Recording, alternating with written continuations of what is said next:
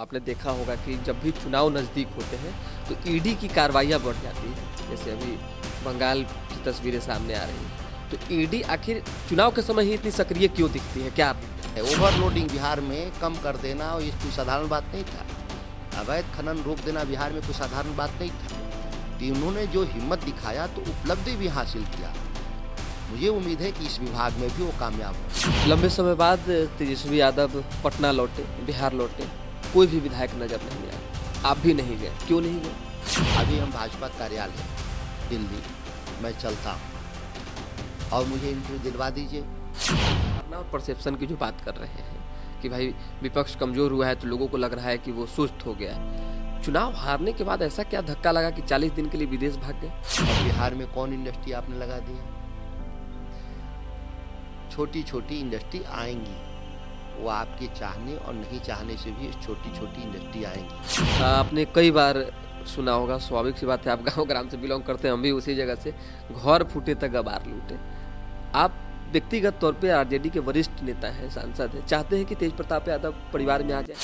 देखिए, मैं उस समय भी कहा था, आप देखिए मुझे एक बयान था वो उनको जब कि दूसरी शादी करने के आधार पे निष्कासन का कोई औचित्य नहीं है किसी के लिए।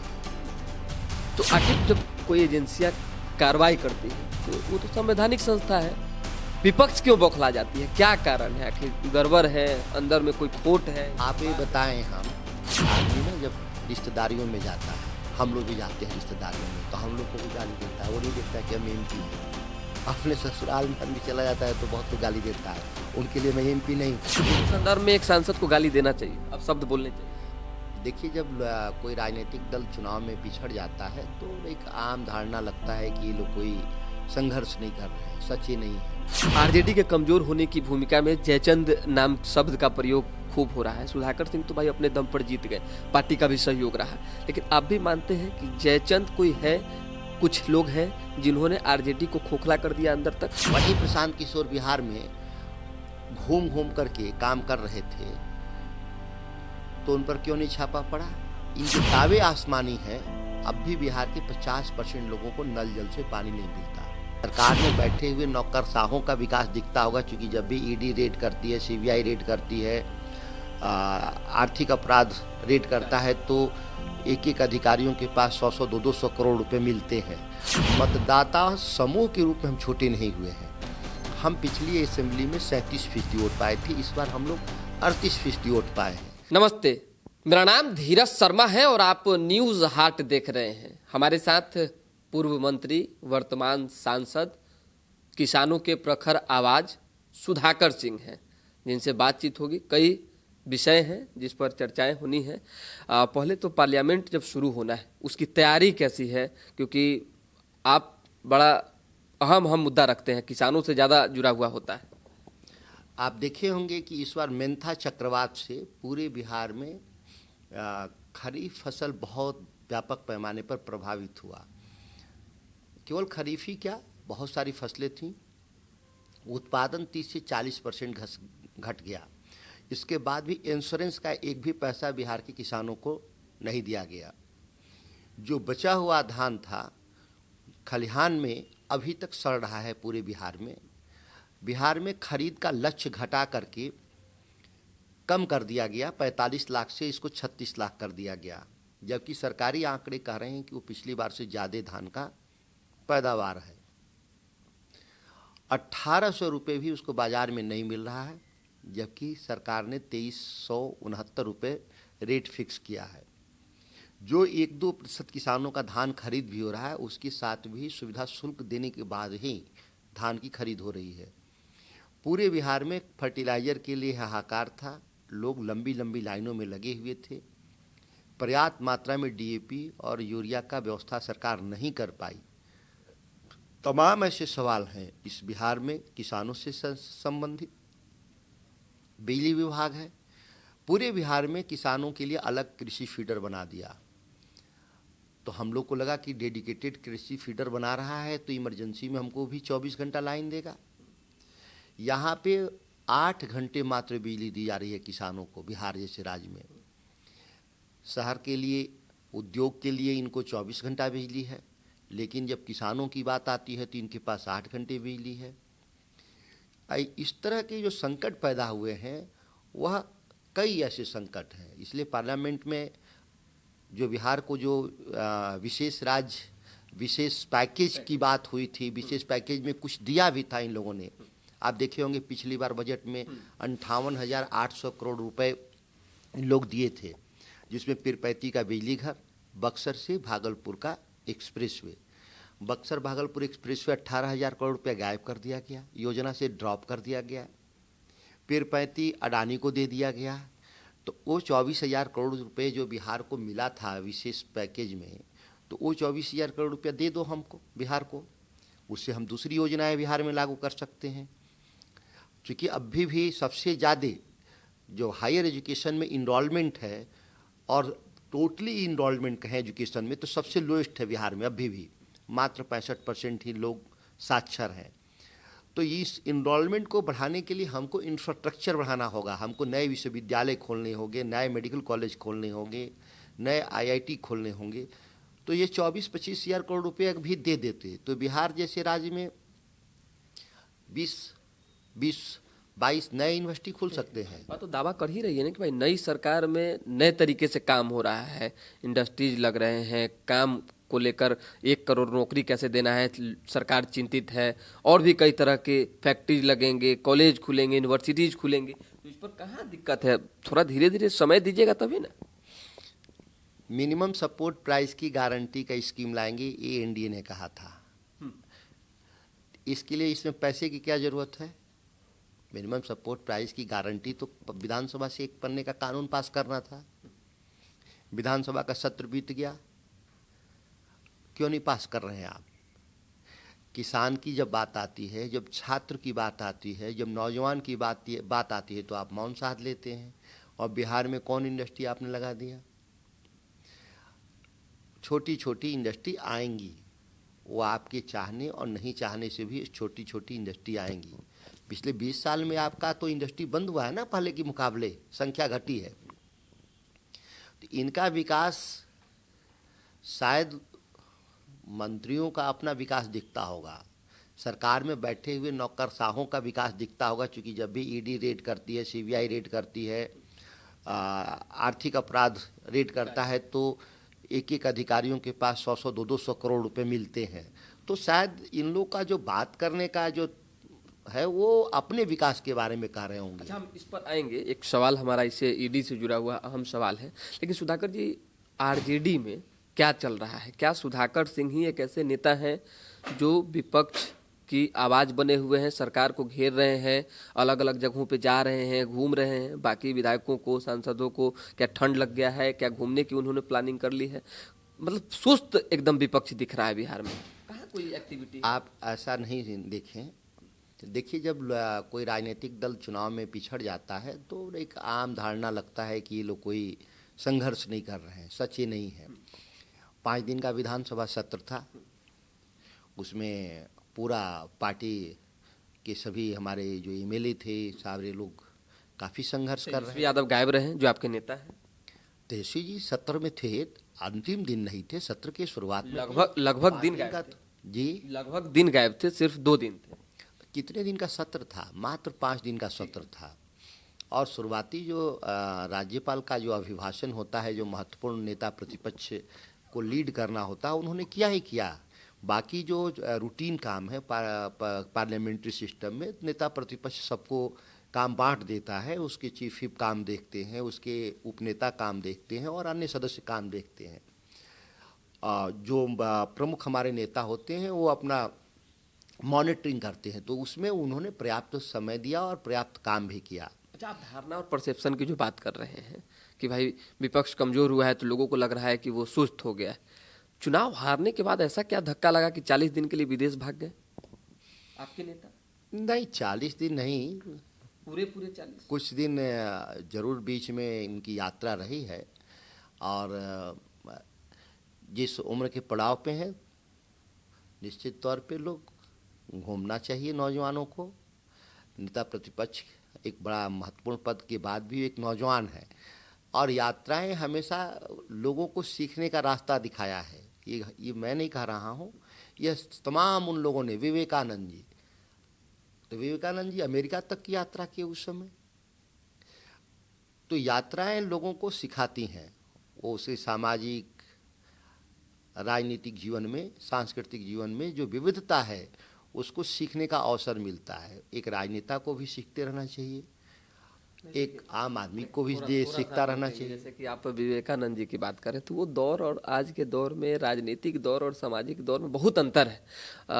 तेजस्वी जी के बारे में कई बार ऐसी धारणा बनी, कई बार कहा गया कि जब भी कुछ ऐसी बात होती है वो विदेश भाग जाते हैं। ये हम नहीं कह रहे, ये विपक्ष के लोग, सत्ता पक्ष के लोग कह रहे हैं। इस पर थोड़ा सा बोलेंगे ना कि भाई? देखिए, सत्ता पक्ष के पास अगर सच में कोई उपलब्धि नहीं है तो विपक्ष का शिकायत ही उसके पास आधार रह जाता है।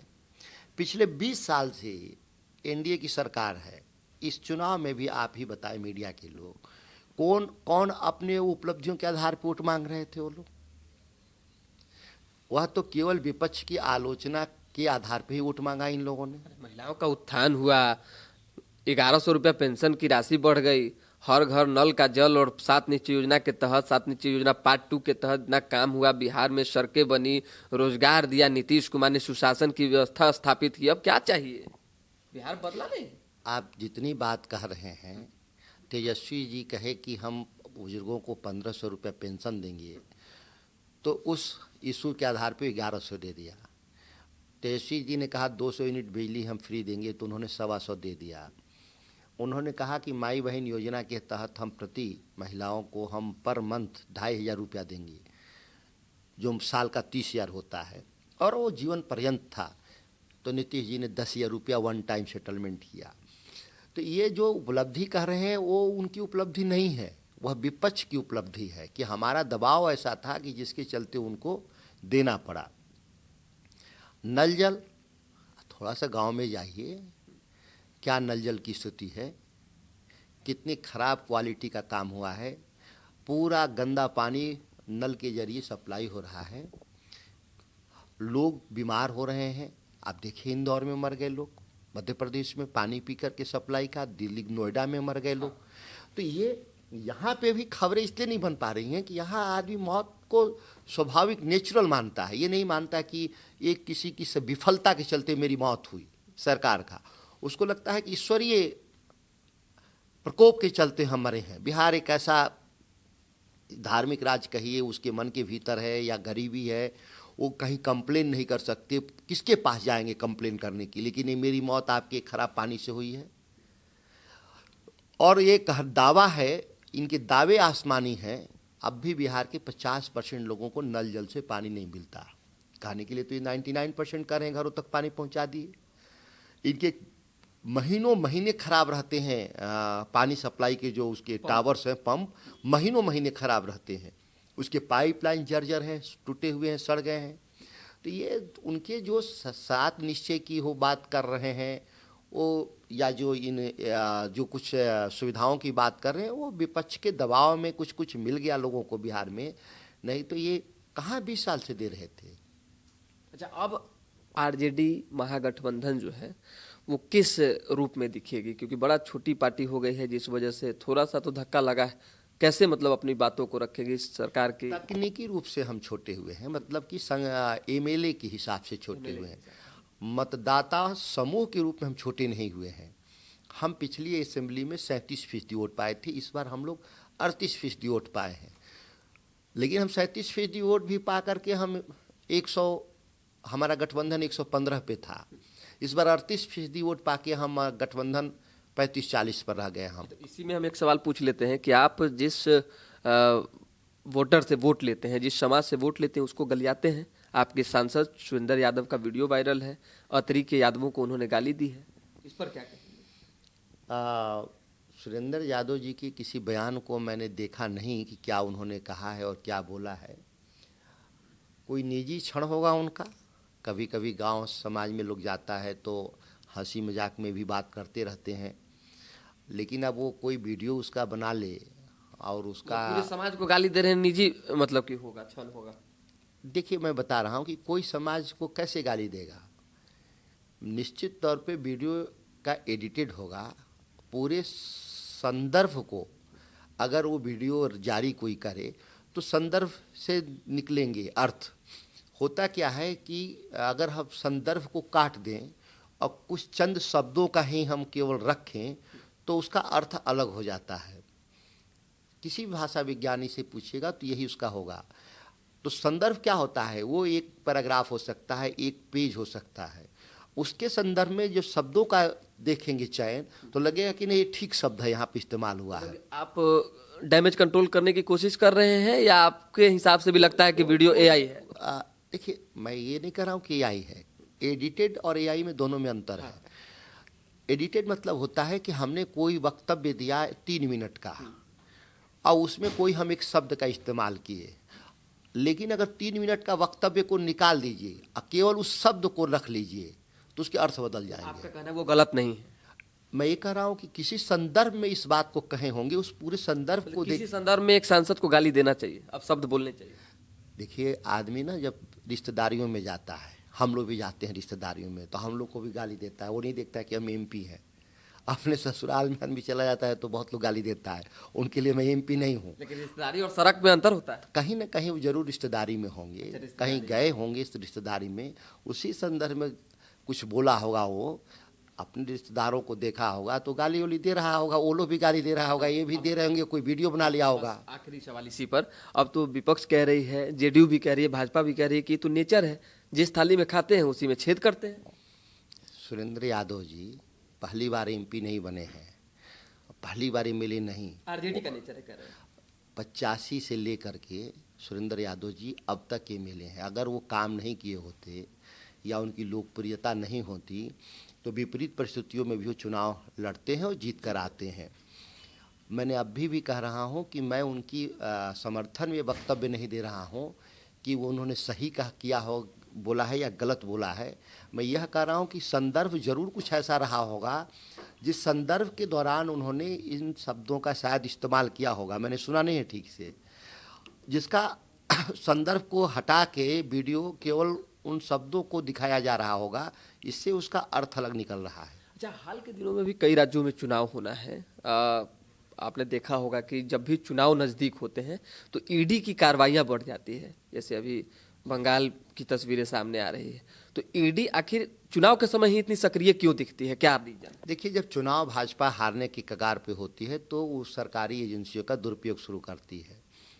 जिस आईपैक की स्थापना प्रशांत किशोर ने किया, आज वहाँ पर आईपैक पर ईडी छापा मारती है, जबकि आईपैक कोई बिजनेस हाउस नहीं है, चुनावी प्रोपेगेंडा एक मशीनरी है। वही प्रशांत किशोर बिहार में घूम घूम करके काम कर रहे थे, तो उन पर क्यों नहीं छापा पड़ा? इसलिए नहीं छापा पड़ा कि उनके घूमने से उनका महागठबंधन का वोट डैमेज कर रहे थे।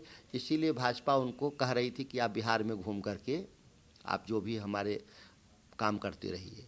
कोई छापा नहीं पड़ा। जबकि नीरज कुमार जदयू के लोगों ने आरोप लगाया था कि खोखा कंपनियों से पैसा लाए हैं, फर्जी कंपनियों से पैसा लाए हैं। इसके बाद भी ईडी बिहार में आईपैक पर छापा नहीं मारती, जनसुराज पे छापा नहीं मारती। लेकिन कलकत्ता में ममता बनर्जी के साथ काम कर रहे हैं लोग और ममता बनर्जी चुनाव जीत रही हैं, तो ईडी वहाँ जाके छापा मार रहा है। छापे में क्या था? वहाँ पर कैंडिडेट के प्रोफाइल्स थे, क्षेत्र के प्रोफाइल थे, जो कंस्टिट्यूएंसी था, जो एक बड़े इंटेंसिव रिसर्च के जरिए तैयार किया जाता है, कोई पॉलिटिकल पार्टी तैयार करती है, उसको जब्त करना और उसकी पूरी रणनीति को कैप्चर कर लेना, ये नई संस्कृति है भाजपा की, ये नए तरीके के लोग हैं। यह लोकतंत्र को इसी में एक सवाल है, तो आखिर जब कोई एजेंसियां कार्रवाई करती है तो वो तो संवैधानिक संस्था है, विपक्ष क्यों बौखला जाती है? क्या कारण है? आखिर गड़बड़ है, अंदर में कोई खोट है? आप ये बताएं। हम अभी हम भाजपा कार्यालय दिल्ली मैं चलता हूँ और मुझे एंट्री दिलवा दीजिए। क्यों नहीं एंट्री मिलेगा? आप अगर नॉर्मली जाएंगे तो? नॉर्मली नहीं, हम उनके कागज लेने जाएंगे। हाँ। अगर मान लीजिए हम कागज लेने जाएं भाजपा कार्यालय में, उनके फाइलों को देखने के लिए, मुझे एंट्री दिलवा दीजिए। आपके किसी निजी फरमाइशेज में राजनीतिक कारणों से कैसे इंटर कर सकते हैं? आखिर क्या जब्ती हुआ? कोई बताए तो सही, कोई पैसे वहाँ जब्त हुए, सोना चांदी जब्त हुआ? कुछ तो नहीं थे वहाँ। कागजों क्या बात है, तो वही तो लड़ाई थी कि हमारे आप निजी दस्तावेज कैसे ले लेंगे, हमारी पार्टी के पूरे दस्तावेज को कैसे ले लेंगे, प्रतिरोध क्यों नहीं दर्ज होना चाहिए? अगर भाजपा को लगता है कि ममता जी की पार्टी का सब कागज चाहिए, तो ममता जी की भी इच्छा होगी कि भाजपा का सब कागज हमको चाहिए देखने के लिए, तो क्या ऐसा वो परमिशन देंगे? बिल्कुल। सुधाकर जी, एक बार फिर से बिहार में वापसी करेंगे। विजय सिन्हा लगातार जो है एक्शन में है। कल नीतीश कुमार ने सम्राट चौधरी से भी कहा है कि कानून का राज जो है स्थापित हो, कोई भी बच न सके। तो ये दोनों उप मुख्यमंत्री की जो एक्टिविटी है, जो एक्शन है, उसको आप किस रूप में देख रहे हैं? देखिए, सम्राट चौधरी के एक्शन और बिहार सरकार के मंत्रियों का एक्शन कूड़ा है। विजय सिन्हा के बारे में कल भी मैंने बयान दिया था कि वो अभी तक के जो उनके कार्यकलाप हैं वो मजबूत नेता के कार्यकलाप के तौर पे मैं देखता हूँ। जब वो थे खनन में, उन्होंने अवैध खनन को रोकने का हद तक प्रयास किया, हेलीकॉप्टर तक छापामारी किया, ओवरलोडिंग को रोका उन्होंने। जब वो PWD मिनिस्टर थे तो अगवानी पुल के जो कॉन्ट्रैक्टर था सिंगला, उसको भी उन्होंने शायद ब्लैकलिस्ट किया था, कार्रवाई के लिए फाइल तो आगे बढ़ा दिया था। और आज जब वो रेवेन्यू में है तो बहादुरी से संघर्ष कर रहे हैं। भ्रष्टाचारों की का एक लंबी श्रृंखला रही है लंबे समय से। मैं ये तारीख नहीं बता सकता कितने दिनों से रेवेन्यू में भ्रष्टाचार है, लेकिन पिछले कई सालों के बाद एक मजबूत आदमी उस काकस पे हमला किया है नेता के तौर पे। कितना कामयाब होंगे नहीं होंगे उनका भविष्य बताएगा, और उनको इस बात के लिए सराहना भी होना चाहिए और समर्थन भी होना चाहिए। थोड़ा बहुत उनको शब्दों के चयन ठीक से नहीं होने से कभी कभी टंग्स ऑफ स्लिप होते हैं, जिसके चलते विवाद होता है। जैसे सुरेंद्र जी के बारे में आप कहा कि, तो कभी कभी संदर्भ होता है, आदमी गुस्सा होता है, जब लोगों को बर्दाश्त नहीं होता है तो कुछ बोलते हैं, तो उसमें भी सिन्हा कभी कभी उनके टंग्स ऑफ स्लिप हैं, लेकिन काम को लेकर के बहुत ऊर्जावान आदमी है। मुझे उम्मीद है कि बिहार में राजस्व में फैले भ्रष्टाचार के सिस्टम को नकेल कस पाएंगे। मतलब एक डिप्टी सीएम की तारीफ हो रही है, दूसरी की क्यों नहीं? क्योंकि भाई गृह विभाग उनके अंदर। किसी मंत्री की तारीफ नहीं कर रहा हूँ। नीतीश कुमार के राज का हम तारीफ कर ही नहीं सकते। उनके 20 साल के कार्यकलाप को देखिएगा तो कोई उपलब्धि नहीं है, लेकिन एक व्यक्ति के तौर पे उन्होंने जो थोड़ी बहुत हिम्मत दिखाई और हासिल भी किया है, ये भी मैं कह रहा हूँ। केवल हिम्मत ही नहीं दिखाया है, उपलब्धि भी हासिल है। ओवरलोडिंग बिहार में कम कर देना, और ये कोई साधारण बात नहीं था। अवैध खनन रोक देना बिहार में कोई साधारण बात नहीं था। तो उन्होंने जो हिम्मत दिखाया तो उपलब्धि भी हासिल किया। मुझे उम्मीद है कि इस विभाग में भी वो कामयाब होंगे। चलिए, अब थोड़ा सा चिवड़ा दही भोज पर बात करें, क्योंकि भाई अंतिम क्षण पे पहुंच गया है, कई जगहों पे हुआ है। विपक्ष आखिर क्यों पीछे हो रहा है? लालू प्रसाद यादव का जो परंपरा है वो टूटने के कगार पर है, राबड़ी आवास में नहीं हो पा रहा है, क्या दिक्कत? देखिए, क्या है कि पूर्णतः हम लोगों का सरकार ने अस्त व्यस्त कर दिया है। आवास हम लोग का खाली करा दिया गया है, जो हमारा सर्कुलर रोड पे था, और कुछ ही दिन में शिफ्टिंग हुई है नए घर में, जहां स्वाभाविक है कि अभी व्यवस्थाएं उस स्तर पे नहीं बन पाया है जो तो राजनीतिक कार्यक्रमों को लेकर के, बड़े कार्यक्रमों को लेकर के जरूरत होता है।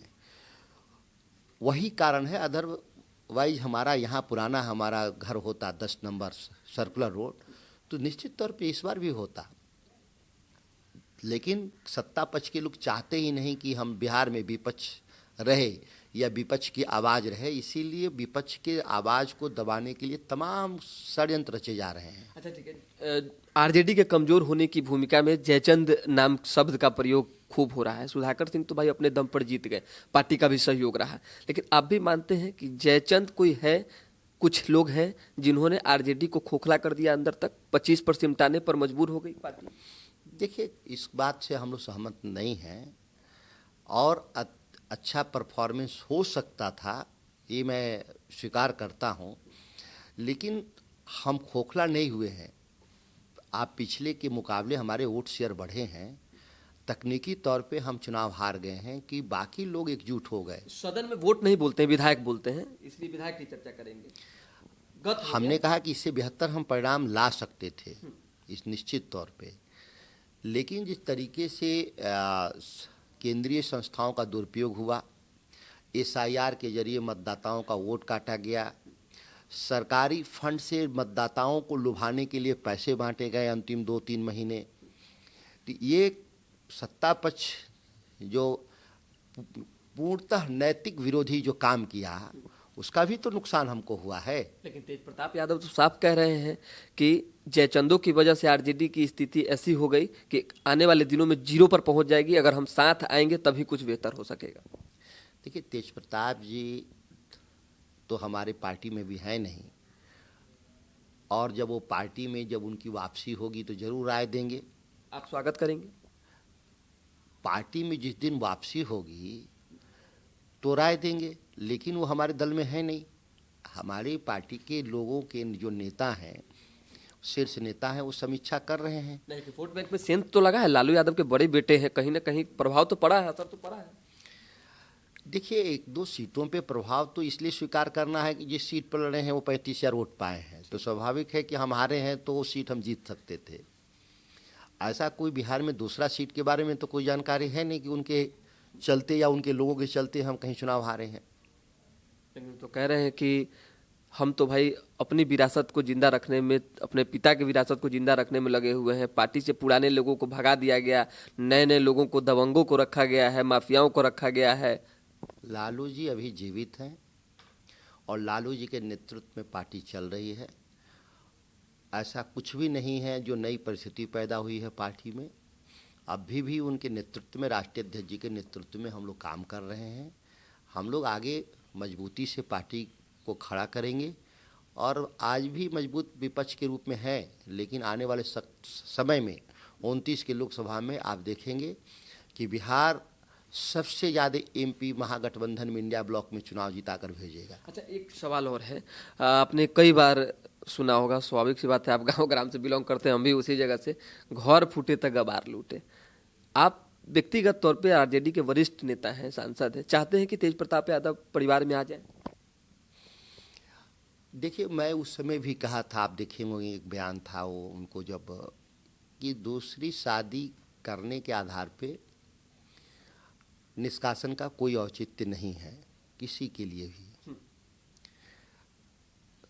क्योंकि शादी एक वैध संबंध है और व्यक्तिगत, निश्चित तौर पे व्यक्तिगत भी और वैध संबंध है। शादी कानून में 2 शादियां वर्जित है, लेकिन फिर भी भारतीय धर्म और संस्कृति के हिसाब से वो एक वैध आधार है, तो वो आधार नहीं हो सकता किसी का निष्कासन का। अन्य कोई अनुशासनात्मक गड़बड़ी किया होगा तो जरूर पार्टी से निकाले जाएंगे। अब चाहत है कि आ जाए तो अच्छा रहेगा। अब ये निर्णय राष्ट्रीय अध्यक्ष जी को करना है। अच्छा, एक आखिरी सवाल।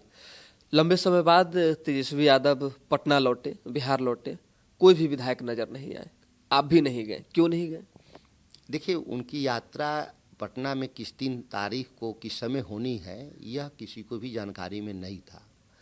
पार्टी सिस्टम में जानकारी नहीं था, और यात्राएं, चूँकि कभी कभी यात्राएं निजी भी, आप भी कह रहे थे कि वो निजी यात्रा पे गए थे, तो वापसी का तारीख लोगों को नहीं जानकारी था, इसीलिए लोग नहीं पहुंच पाए। लेकिन उनके पहुंचने के बाद सबको जानकारी हुआ तो सब लोग गए मिलने के लिए घर पर। लेकिन ऐसा होता है कि भाई नेता प्रतिपक्ष हैं, नेता हैं आपके, अगर बाहर चले गए, काफी दिनों बाद आए हैं, तो एक कटसी भी होता है ना कि भाई नेता से मिलने जाए, क्यों नहीं जानकारी पहुंची? क्या मिशनरी फेल है? कभी कभी निजी स्टाफ जो यात्रा को डिस्प्ले करते हैं, उन लोगों से चूक हुई होगी, तभी लोगों की जानकारी में नहीं हुआ है। नेताजी की आने की जानकारी पार्टी में, अगर वो पार्टी फोरम में हुआ होता तो निश्चित तौर पे सब लोग जैसे पहले जाते थे वैसे आज भी जाएंगे, कल भी जाएंगे। चलिए, तो बात तो हमेशा के लिए कोई होता है। बातचीत के लिए बहुत बहुत धन्यवाद समय देने के लिए।